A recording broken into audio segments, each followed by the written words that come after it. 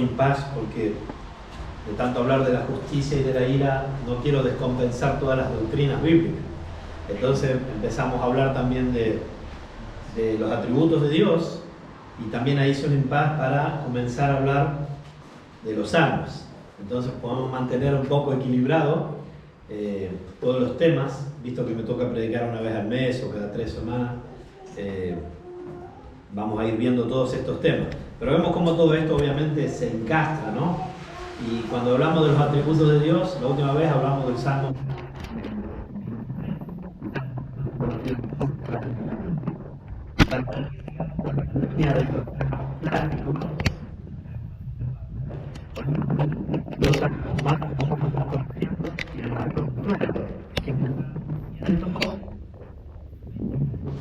121. El Salmo 121 está dentro de una serie de salmos que para los judíos le llaman los salmos del peregrino o de la peregrinación. ¿Está bien, Génesis? ¿Lo estudiaste? Del 120 al 134, los salmos del 120 al 134 son considerados los salmos del caminante, del que está viajando por los judíos, ¿no?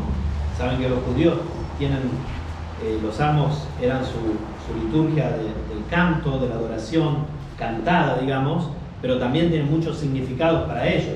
Nosotros muchas veces lo leemos así en castellano y no comprendemos la profundidad de los salmos. Hay salmos, por ejemplo, no sé, el 119 son acrósticos. ¿Acrósticos o acrónimos? ¿Cómo se dice en español? Acróstico, creo, ¿no? Es decir, cuando se pone una palabra, por ejemplo, amor, y de cada letra se empieza otra palabra, ¿no? Bueno, más o menos así, hay salmos que son así, es que nosotros no lo podemos ver porque están en nuestra lengua, es una traducción, ¿no? Y por ejemplo, el Salmo 119, los primeros versículos, Aleph, verán en su Biblia, empiezan todos con lo que sería la letra A, después los segundos con lo que empieza la letra B, y así sucesivamente. Hay varios, para nosotros, ¿no? A y B, para ellos Aleph y así.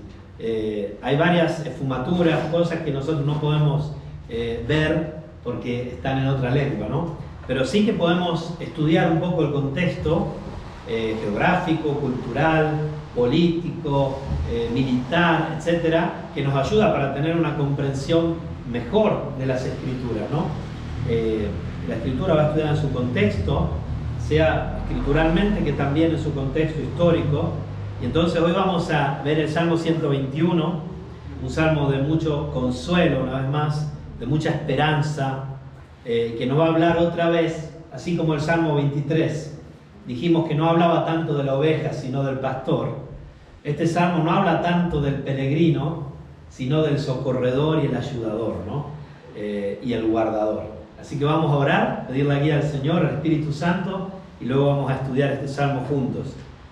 Padre, te agradezco que puedo estar una vez más con mis hermanos, hermanas, en esta iglesia, nuestra amada ABC.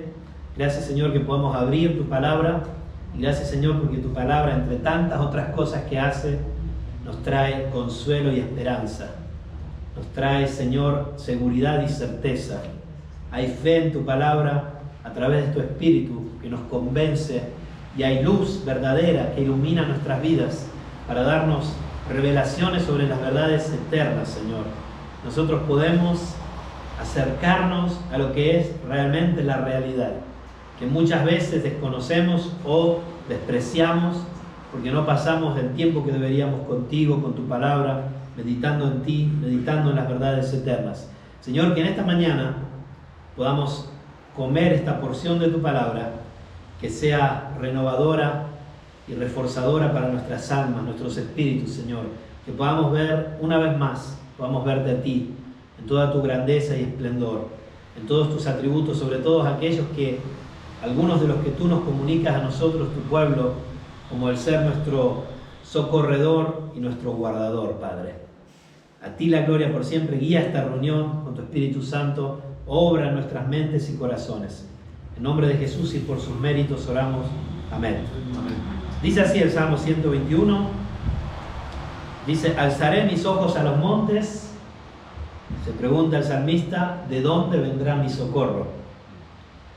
Mi socorro viene de Jehová, que hizo los cielos y la tierra. No dará tu pie resbaladero, ni se dormirá el que te guarda. He aquí, no se adormecerá ni dormirá el que guarda a Israel. Jehová es tu guardador, Jehová es tu sombra a tu mano derecha. El sol no te fatigará de día, ni la luna de noche. Jehová te guardará de todo mal. Él guardará tu alma. Jehová guardará tu salida y tu entrada desde ahora y para siempre. Amén. Este es un canto que puede ser el canto, por ejemplo, de un soldado que está saliendo en una peregrinación hacia una guerra, hacia una misión. Sabemos que David muchas veces, dice la Biblia, entraba y salía. Y cuando dice que entraba y salía, iba a luchar con los filisteos, iba a luchar por ahí. Recuerdan eso, ¿no? Y este salmo termina diciendo que Jehová guardará tu salida y tu entrada. Pero sobre todo, como dije antes, es el salmo de un peregrino, uno que está viajando, uno que quizás se encuentra en algún lugar escabroso geográficamente, con unos montes enormes vecinos, en medio del valle, de frente a lo desconocido o a conocidas peligros. Podrían ser animales, bestias feroces, podrían ser ladrones, qué sé yo, piratas del camino que hubieran su tiempo, no lo sabemos. De frente a esto, él eleva su mirada y mira los montes y se hace una pregunta retórica. Esto es una pregunta retórica, porque él mismo nos va a dar la respuesta inmediatamente. Yo, hermanos, les estoy predicando los grandes salmos de consolación, de esperanza, ayuda y seguridad. La palabra del Señor nos trae tanto consuelo de frente a los montes de esta vida, de nuestro peregrinar, y nos trae también certeza, porque a través de su palabra nosotros podemos conocer mejor al Padre y Señor. De hecho, este salmo, que enfrenta dificultades e incertidumbres, van a ver que el salmista no se detiene tanto en los problemas que deberá enfrentar, sino en quién será su ayudador.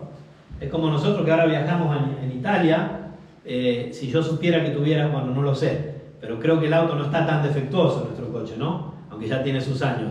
Pero si yo supiera que tuviera un coche bastante mal puesto, digamos así, me concentraría mucho en los problemas del coche. El freno que no frena, el embrague, atención, los líquidos que se pueden perder. En cambio, aquí el salmista que está viajando o por viajar se concentra más bien en el mecánico que les va a arreglar el coche. Van a ver que no va a hablar tanto de los problemas del coche, sino que le va a decir: mira, el mecánico es tan bueno, tan grande, tan sabio, tan ayudador, tan socorredor, que no me importa, yo voy, me lanzo, ¿no? Un poco esa es la óptica de este salmo, lo mismo que el Salmo 23, concentrándose en el pastor, no tanto en la oveja y sus problemas. Y una vez más veremos que estos beneficios de los atributos favorables de Dios hacia las personas no son experimentados por todos los seres humanos. Él habla aquí que Él guarda a Israel, Él guarda a su pueblo, Él guarda a sus elegidos. Por supuesto que tiene muchos de sus atributos, benefician también a toda la raza humana, a todos los seres humanos, y no solo, a todos los seres que Él ha creado, pero hay un especial cuidado amoroso, de gracia, de protección, de socorro, de ayuda, de consolación, de guardar, preservar, cuidar con su pueblo. Y este salmo nos habla de eso. Pero volviendo al inicio, el salmista se hace una pregunta retórica. Las preguntas retóricas, fui a documentarlo un poco mejor, son una figura literaria y de diálogo que consisten en realizar una pregunta sin esperar por estar ya contenida la respuesta en la cuestión, o en otros casos por la imposibilidad de encontrar una respuesta. No es este el caso, ¿no? Las preguntas retóricas se utilizan a menudo en textos de no ficción, como los textos persuasivos, y suelen tratar temas o hechos trascendentales. De esta forma, las preguntas retóricas no tienen como objetivo despejar una duda, sino dar cierto énfasis a lo que se expresa o sugerir ya en la pregunta una afirmación. Así, cuando lanzamos una pregunta retórica, no se espera como objetivo una respuesta, ya que está implícita en la propia pregunta, dando a entender un punto de vista que funciona como una afirmación, sugerencia o énfasis. Las preguntas retóricas son también una estrategia discursiva y argumentativa que se pueden emplear en debates ante una audiencia o el público con el fin de simular un diálogo que invite a reflexionar a los que escuchan, ¿no? Además de persuadirlos para moverlos a la acción o cambiar de parecer. El salmista, hermanos y amigos, conoce la respuesta, obviamente, pero intenta transmitir certezas, no dudas. La pregunta que él hace no se enfoca en las dudas, sino en las certezas. De frente a los montes, alzaré mis ojos a los montes, él pregunta, ¿de dónde vendrá mi socorro? Aquí hay diferentes opiniones sobre esto, alzaré mis ojos a los montes.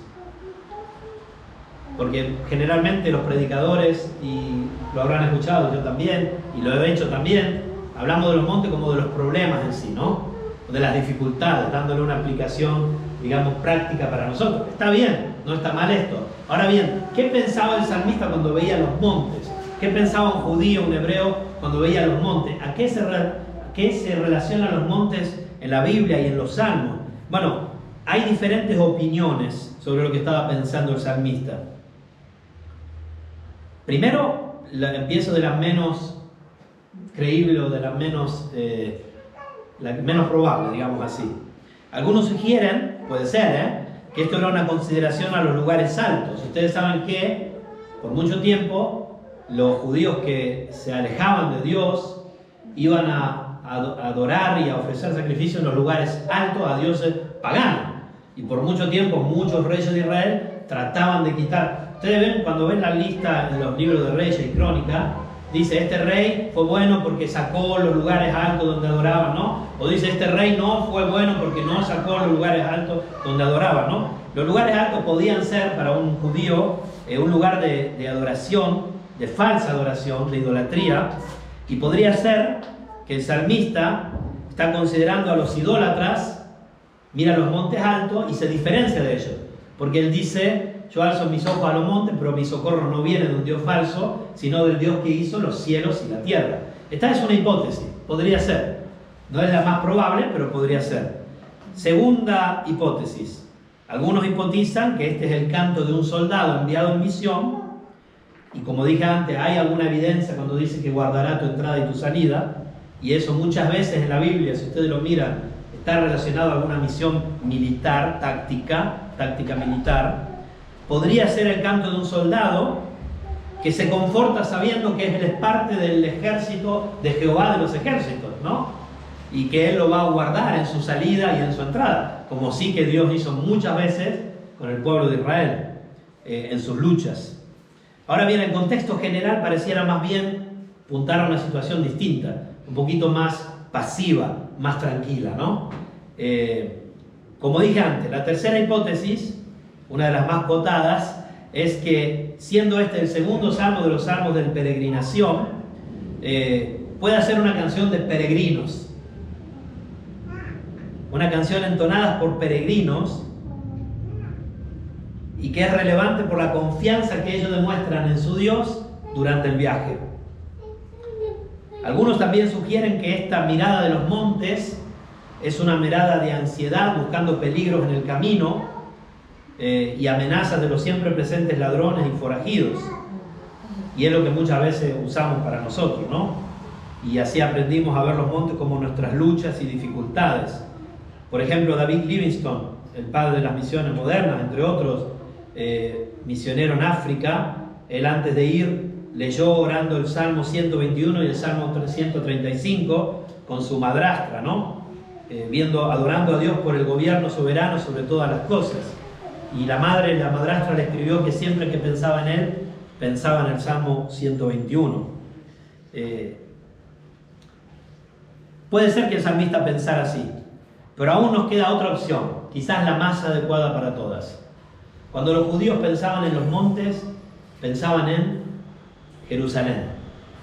Pensaban en el lugar donde estaba el templo. Pensaban en el lugar donde estaba la adoración.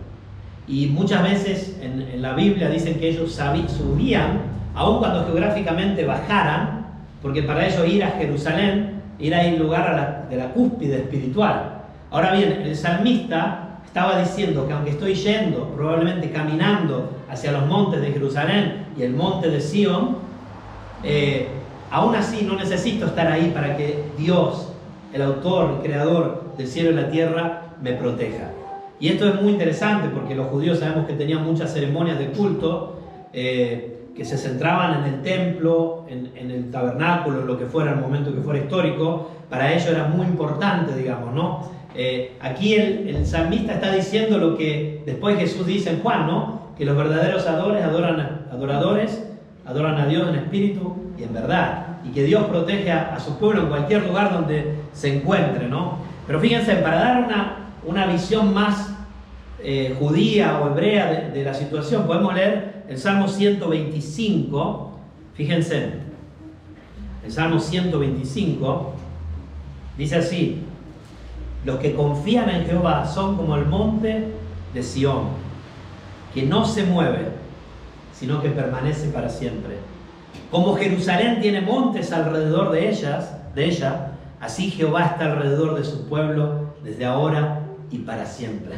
Entonces puede ser que la mirada del salmista en su peregrinación hacia Jerusalén, viendo los montes, le hace pensar como en este Salmo 125. Los judíos muchas veces asociaban los montes a Jerusalén y al monte de Dios y al cuidado de Dios sobre su pueblo, al especial y particular cuidado de Dios sobre su pueblo.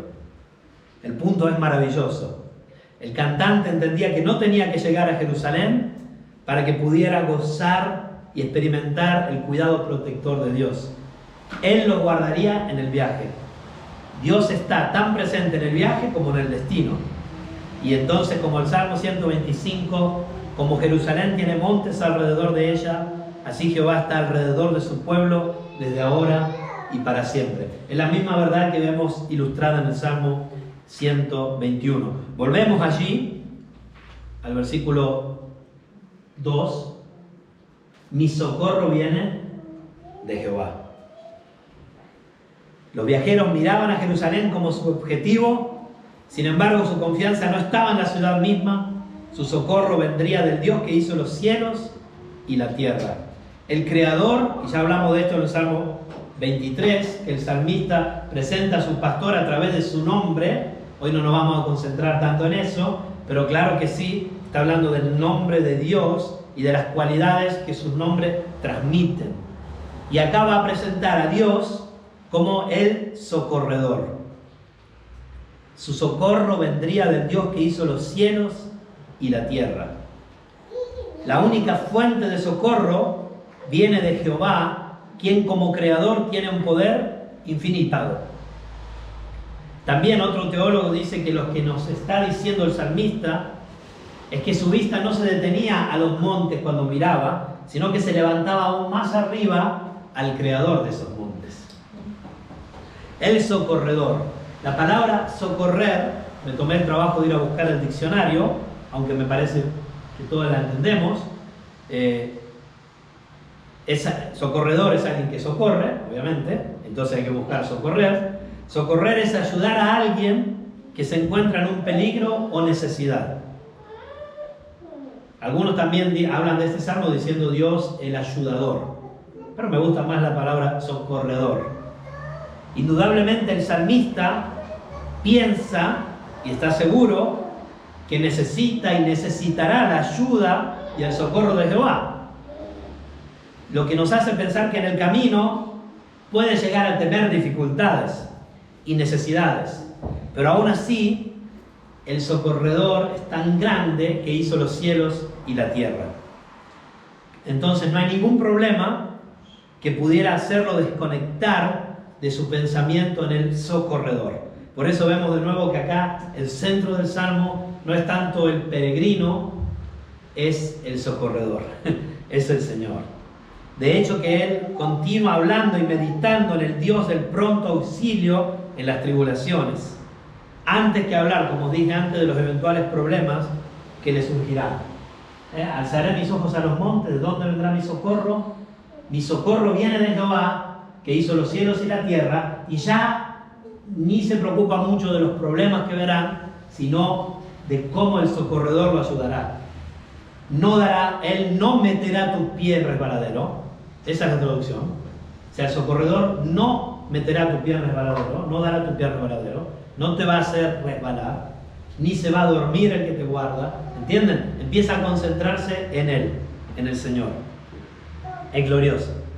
Y no es normal que alguien hable así de frente a eventuales dificultades. Un salmo humano, una canción humana, no lo enfrentaría de esta manera, ¿no? Y sé que muchos de ustedes, cuando hablé del socorredor, pienso que habrán recordado este otro salmo, el 46, que dice que Dios es nuestro amparo y fortaleza, nuestro pronto auxilio en las tribulaciones. El SOS, como en las autopistas, que cada kilómetro o cada 5 kilómetros pone el SOS, el teléfono para llamar. Él es nuestro pronto auxilio, Él viene hacia nosotros, hacia su pueblo. Y dice el versículo 2 del Salmo 46, por tanto no temeremos, aunque la tierra sea removida y se traspasen los montes al corazón del mar, como seguir leyendo, aunque brame y se turben sus aguas y tiemblen los montes a causa de su braveza, Selah, del río sus corrientes se alegran la ciudad de Dios, el santuario de las moradas del Altísimo. Ven como los montes de Jerusalén estaban en la mirada de los judíos. Dios está en medio de ella, no será conmovida, Dios la ayudará a clarear la mañana. Y esto sucederá con la Jerusalén terrenal, pero sobre todo sucederá con la iglesia, la Jerusalén celestial. Estas son profecías que se cumplieron en parte y se cumplirán totalmente en el futuro. La venida de Cristo será como la luz de la aurora, dice la Escritura, ¿no? El sol de justicia nacerá en vuestros corazones y saltaréis como becerros de la manada, cuando Cristo agarre su iglesia y la lleve. De eso también está hablando el versículo 5. Dios está en medio de ella, no será conmovida. La iglesia no puede ser conmovida. Las puertas del Hades no prevalecerán contra ella. Dios la ayudará a clarear la mañana, cuando Dios levante a su pueblo para juzgar al mundo. Independientemente de la posición escatológica que tengas, esto también habla de eso. El socorredor. Dios es nuestro amparo y fortaleza, nuestro pronto auxilio en las tribulaciones. ¿Te das cuenta en tu vida de cómo Dios te socorre? ¿Alguna vez lo pensaste? El socorrer es una acción activa, es ir, ¿no? Es como el padre que ve al hijo pródigo y corre hacia él y lo abraza. Es como el que ve un coche ahí en medio y va Gastón y lo arregla, le da una mano, ¿no? Socorre, va a socorrer. Así el Señor sale al encuentro de su pueblo cuando estamos en grandes dificultades. Él nos socorre. Pero también dice el Salmo, y volvemos al Salmo 121, nos habla de otra cualidad de Dios. Dice, no dará tu pie al resbaladero, ni se dormirá el que te guarda. He aquí, no se adormecerá ni dormirá el que guarda a Israel. Jehová es tu guardador. Jehová es tu sombra, tu mano derecha. El sol no te fatigará de día, ni la luna de noche. Jehová te guardará de todo mal. Él guardará tu alma. Jehová guardará tu salida y tu entrada desde ahora y para siempre. Habla 6 veces el verbo hebreo del guardar. Guardar. Guardador es uno que guarda, cuida o conserva las cosas o las personas. Guardar significa vigilar o custodiar una cosa o alguien. Atender, cuidar, custodiar, proteger. El que guarda. 6 veces lo dice aquí. En este corto salmo usa esta palabra hebrea llamar, traducida como guardar y preservar. El tema aquí es que Dios va a guardar a su pueblo como un guardia. En ese tiempo vigilaba la ciudad, ¿no? En esa manera. Pero dice el versículo 3, no dará tu pie al resbaladero. Dios establece a su pueblo. Dios mantiene firme a su pueblo. No lo pone en lugares inseguros. Dios los pone en lugares seguros, permitiéndoles permanecer y no permitiendo que sus pies vayan al resbaladero. El fundamento, el infinito poder y bondad de Dios en el cual ustedes están, no puede ser movido. Y mientras ustedes estén sobre esta base, su pie no resbalará. Y dice la Escritura que el fundamento es Cristo. Nosotros estamos seguros en Cristo. Y todo el Nuevo Testamento nos habla de la certeza y la seguridad y el cuidado que tenemos al estar en Cristo. De modo que si alguno está en Cristo, nueva criatura, las cosas viejas pasaron. Nosotros estamos firmes en Él. Tomad toda la armadura de Dios para que podáis estar firmes contra las hechanzas del diablo. El Señor nos salva y Él nos mantiene firmes. Nuestros pies avanzarán en progreso, pero estos no serán movidos para ser removidos, dijo Spurgeon. Nuestros pies avanzarán en progreso, pero estos no serán movidos para ser removidos. Dice Hebreos, no somos de los que se pierden, sino de los que perseveran. Es Dios quien nos persevera. Para el cristiano, esto nos recuerda una vez más Efesios 6, ¿no? Que estamos firmes en Él, mirándolo a Cristo. Pero aquí es importante hacer una paréntesis. Es muy importante. El pueblo de Dios, solamente el pueblo de Dios, goza de bendiciones únicas. Como dije antes, aunque todo el universo fuese deshecho, por eso dice el Salmo 46, aunque se derritiera y se destruyera todo, Dios tendrá siempre en particular cuidado por su pueblo, por su iglesia. Él nos mantendrá seguros. Y de hecho sucederá. Él destruirá todo este universo que nosotros conocemos y su iglesia será resguardada, segura, custodiada. Él es el guardador. Pero el paréntesis es que si tú no eres parte de su pueblo, entonces te sucederá lo opuesto. Él vendrá contra ti con todo su furor y su ímpetu. Así como Él observa, socorre y guarda a su pueblo, con ese mismo celo y perfección está en contra de todos los que se han pervertido, apartándose de Él a causa del pecado. Y aunque tú no puedas comprenderlo bien, a causa del pecado que te confunde, en la perfecta santidad de Dios radica también su perfecta justicia. Dios no puede ni quiere, y no quiere ni puede participar en ninguno de nuestros pecados, de ninguna manera. Él es absolutamente santo. Y el salmista Asaf, en el Salmo 17, Salmo 73, 17, un hermoso salmo, uno de mis preferidos, que habla de por qué Dios permite que los malos prosperen, etc. Él dice, llega a la conclusión, hasta que entrando en el santuario de Dios, comprendí el fin de ellos. Y escuchen lo que dice, ciertamente los has puesto en deslizaderos. ¿Y qué dice el Salmo 121? No pondrá tu pie en resbaladeros, en deslizaderos. ¿Y qué dice de los que se pervierten? Porque esa es la traducción de la textual, apartándose de Él, que los pondrá, porque ya están a causa de su pecado, en deslizaderos. Ciertamente los has puesto en deslizaderos, en asolamientos los harás caer. ¿Cómo han sido asolados de repente?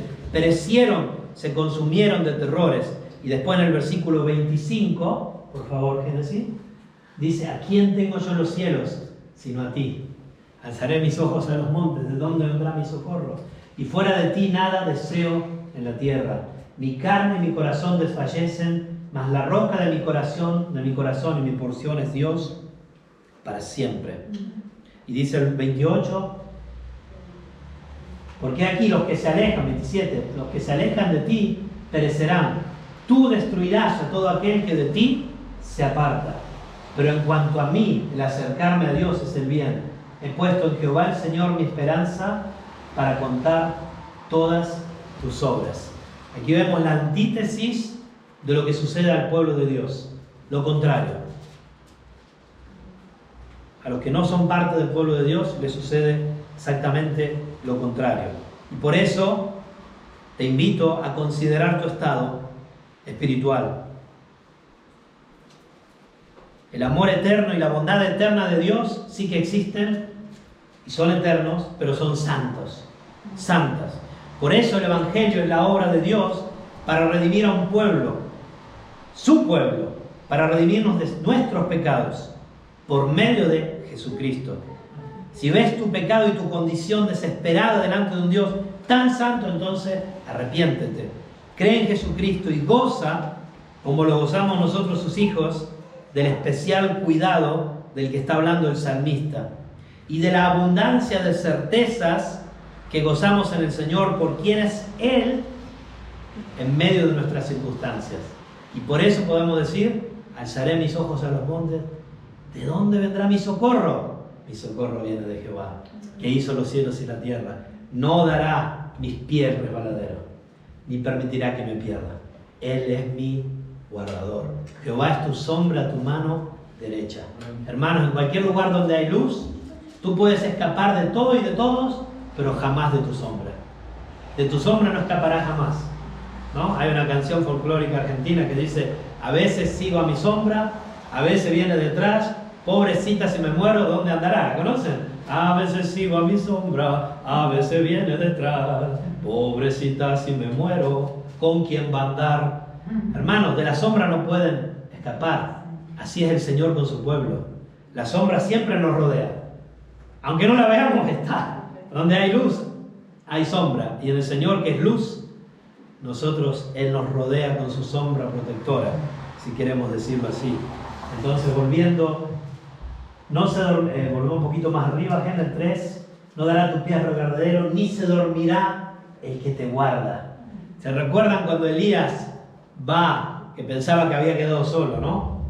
Y va a luchar, entre comillas, contra los profetas de Baal. Y dice, bueno, vamos a poner acá los diferentes sacrificios y vamos a esperar. Ustedes oren a su Dios, y que tire fuego y que consuma el sacrificio. Y pasan toda la mañana y se cortan y bailan y saltan y nada. Y Elías, ¿qué le empieza a decir? Griten más fuerte, que quizás su Dios está durmiendo, griten a ver si lo despiertan, ¿no? Lo agarra para la broma. Y él después tira agua, lo moja todo y viene el fuego de Dios, ¿no? Exactamente. Sabemos que Dios, el único que existe, no puede dormir. La Biblia dice que no se cansa ni se fatiga por cansancio y su entendimiento no hay quien lo alcance. En Isaías 40, Él no necesita descanso. Él es el descanso. Hay descanso en Él para nuestras almas. No se duerme el que nos guarda. Entonces podemos descansar seguros. Y por eso podemos ir a dormir seguro, como dice el Salmo 4. En paz me acostaré y así mismo dormiré, 4:8, porque solo tú, Jehová, me haces vivir confiado. Por eso podemos ir a descansar bien tranquilo, porque Él es Él el que está en control. Esta promesa era especialmente significativa para los peregrinos en su viaje a Jerusalén. En su marcha diaria y en sus campamentos nocturnos estarán siempre bajo el cuidado de Jehová, quien mantendrá sus pies firmes en el camino y los cuidará sin dormir durante su reposo. ¿Se acuerdan cuando Israel peregrinó en el desierto 40 años? ¿Qué había alrededor de ellos? Columna de nube durante el día y columna de fuego durante la noche. El Señor que jamás dejó de cuidarlos y protegerlos. Y miren que estaban en un lugar terrible, en medio de las serpientes ardientes, sin agua. Si no hubiera estado la protección del Señor, no hubiera quedado ni uno de estos. Y había millones de ellos. Y el Señor los protegió, los guardó. Y porque no confiaron en Él, ninguno de la generación llegó, sino solo Josué y Caleb. Pero los hijos que ellos decían que van a morir en el desierto, sus hijos entraron a la tierra prometida. El Señor guardó a su pueblo. Y el Señor guarda a su pueblo. Tenemos esta esperanza. Versículo, aquí dice el versículo 4, de aquí no se adormecerá ni dormirá el que guarda a Israel. Y si el Señor protegió a este pueblo terrenal, que muchas veces, casi siempre, era totalmente idólatra y en contra de Dios y se rebelaba, imagínense cuánto más a nosotros, su pueblo escogido por gracia, redimidos por la sangre de su Hijo Jesucristo. Así que esto que guarda a Israel, podemos decir el Israel espiritual es la iglesia, indudablemente, pero podemos decir que si guardó a este Israel físico, ¿cuánto más nos guardará a nosotros que somos aceptos en el amado? He aquí no se adormecerá ni dormirá el que guarda a Israel. Versículo 5, Jehová es tu guardador. Jehová es tu sombra a tu mano derecha, como decíamos antes. Él está alrededor nuestro, como decía el Salmo 125, como los montes alrededor de Jerusalén. Así Jehová protege a su pueblo siempre. Jehová es tu sombra a tu mano derecha. El sol no te fatigará. Aquí vemos, hermanos, el especial cuidado del Señor para su pueblo. El Señor trae descanso del sol, como decíamos, durante el desierto para este pueblo. Jehová es tu guardador. Jehová es tu sombra a tu mano derecha. El sol no te fatigará de día ni la luna de noche. Los brutales rayos del sol en el mundo del Medio Oriente pueden asaltar a los viajeros. Por eso los vemos que andan ahí en los desiertos todos envueltos, porque si lo agarras el sol los mata. Y así como los viajeros en su camino a uno de los festivales de Israel en Jerusalén, Dios prometió cuidarlos, como los hizo en el desierto. Así dijo el teólogo Trapp, para ser su refugio y escudo de todas las molestias, como la nube lo fue para los israelitas en el desierto. Y también esta promesa la vemos en otro de los salmos clásicos que nos tocará probablemente estudiar, que es el Salmo 91. El que habita al abrigo del Altísimo, que dice, morará bajo la sombra del Omnipotente. Ni la luna de noche, cualquier miedo supersticioso que ellos pudieran llegar a tener de la luz de la luna, no eran de preocupación para aquellos a los que Dios guarda. Él los protegerá y preservará de día, durante el día y durante la noche. Lo que el salmista realmente está diciendo en este versículo 6, es en un lenguaje figurativo, es que nada, ni del día ni de la noche, puede lastimar a aquellos a quienes Dios está protegiendo. Dios es nuestra protección en contra de todas las calamidades. Él es nuestra sombra en contra de todos los peligros del día, al igual que los de los que se ocultan por la noche. Y Spurgeon resumió este versículo con esta frase. Dijo así: Dios no ha hecho un nuevo sol y una nueva luna para sus escogidos.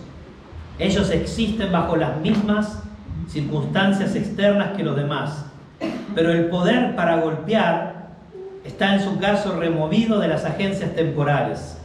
Los santos son enriquecidos y no son heridos por los poderes que gobiernan la condición de la tierra. Y esto lo hablamos en un sentido espiritual. Y después vemos los últimos dos versículos, siempre como Dios el guardador. Jehová te guardará de todo mal, Él guardará tu alma. Jehová guardará tu salida y tu entrada desde ahora y para siempre. Los peores males son los males del alma. Sobre toda cosa guardada, guarda tu corazón, porque de él mana la vida. Ustedes saben que muchas veces, cuando nosotros vemos en el Antiguo Testamento corazón y alma, es la misma palabra en hebreo. A veces la tradujeron corazón, a veces alma, pero en realidad está hablando del mismo concepto. Guardar tu espíritu, tu ser interior, tu persona. No está diciendo aquí que Dios no va a permitir que te lleguen males. Está diciendo que en medio de los males, Él te guardará de todo mal verdadero. Sabemos que todas las cosas que suceden son el bien para los hijos de Dios. Sobre todo aquellas malas a nuestros ojos, porque Dios las está permitiendo para nuestro bien. Entonces acá no está prometiendo que no te sucederá nada malo, porque de hecho en la realidad vemos que no es así. Está diciendo que Él guardará tu alma. Él te guardará de todo mal para tu alma, para la eternidad, de todo el mal verdadero. Y que los males que Él permita, en realidad serán un bien encubiertos. Serán un bien vestidos aparentemente de un mal, pero serán un bien para ti. Todo el mal será apartado de aquel que tiene a Jehová por su protector. Por lo tanto, dijo McLaren, era un teólogo, si cualquier llamado mal viene, puede estar seguro que es un bien con un velo encima. Él guardará tu alma. Nuestra alma es protegida del dominio del pecado, de la infección del error, del aplastamiento del desaliento, del soplo del orgullo. El Señor nos ayuda, nos guía al arrepentimiento, nos humilla, ¿no? Guardados de este mundo, de la carne y del diablo, guardados para cosas más grandes y santas, guardados y preservados, como dice la Escritura, en el amor de Dios, guardados en su eterno dominio y gloria. Esta fue una frase de Spurgeon. Y también aquí, miren, dice versículos 7 y 8, Jehová te guardará de todo mal, Él guardará tu alma, Jehová guardará tu salida y tu entrada. 3 veces nos recuerda la Trinidad protegiendo a su pueblo.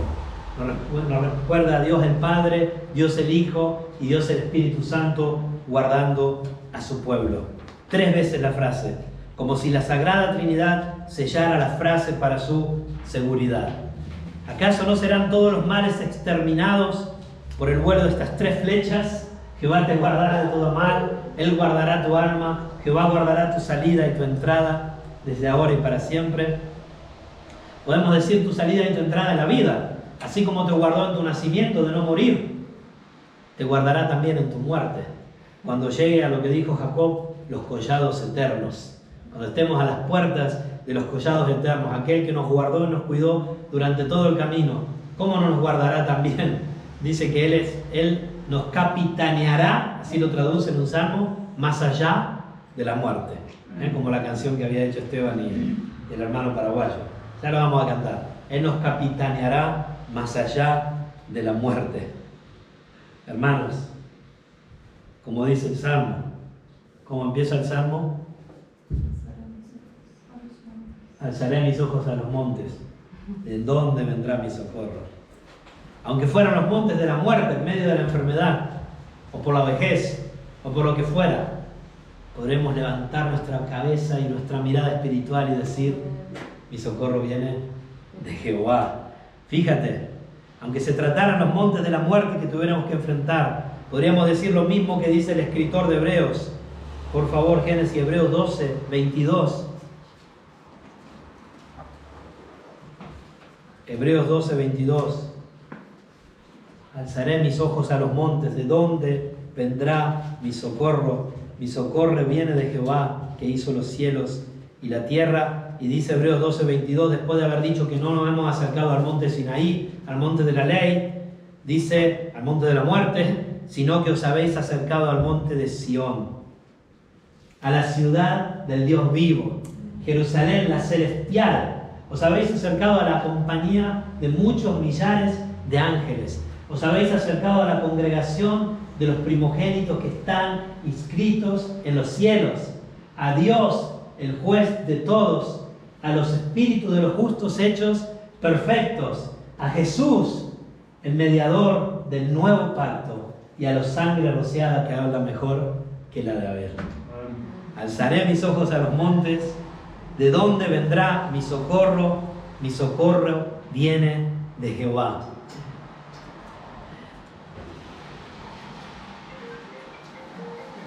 Recordemos lo que dijo Pablo. Así como el salmista dijo, alzaré mis ojos a los montes, ¿de dónde vendrá mi socorro? El apóstol, después de haber hablado de la elección del pueblo de Dios, de su cuidado sobre ellos, a los que antes conoció, a estos también predestinó para que fuesen hechos conforme a la imagen de su Hijo, dice, y se pregunta en Romanos 8:31, se pregunta, después de haber dicho eso, ¿qué pues diremos a estas cosas? ¿De dónde vendrá mi socorro?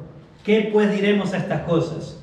Si Dios está a favor de nosotros, ¿quién contra nosotros?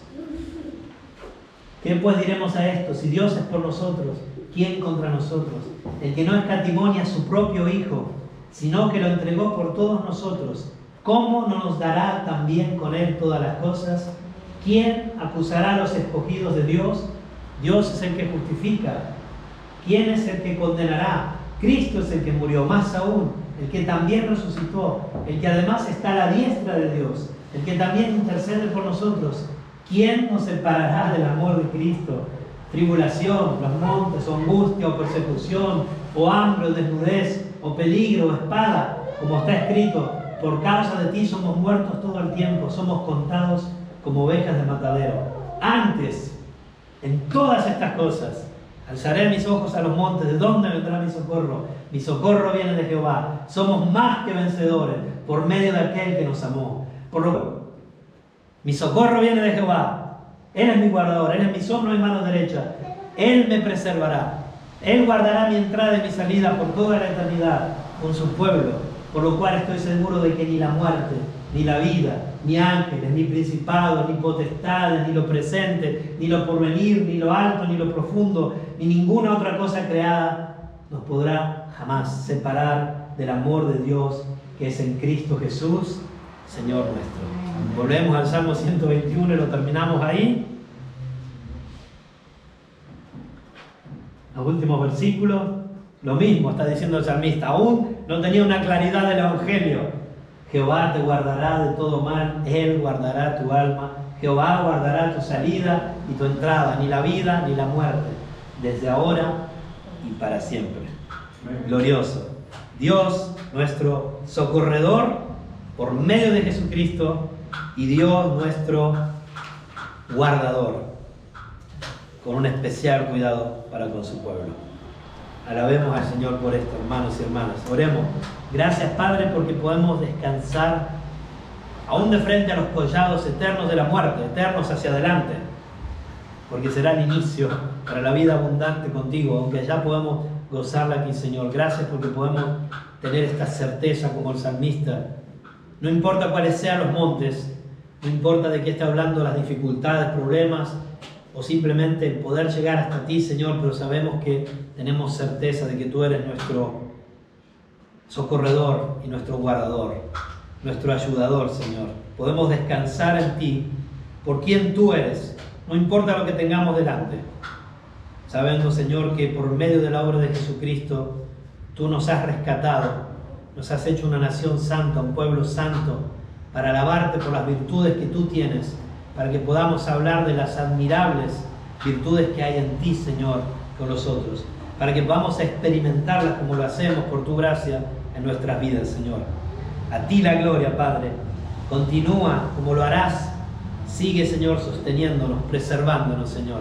Sigue haciéndonos recordar en medio de los problemas y las dificultades que tú eres nuestro socorredor, que vienes activamente a ayudarnos en las dificultades, pero que también eres nuestro guardador, que pasivamente nos estás siempre protegiendo, siempre ayudando. Que todo lo que sucede, los males son travestidos porque en realidad son bienes para nuestras almas, Señor. Y que tú nos guardarás por la eternidad, para siempre. A ti la gloria. Por medio de Jesucristo oramos. Amén. Amén. Espero que pueda ser de mucho consuelo como lo es para mi alma.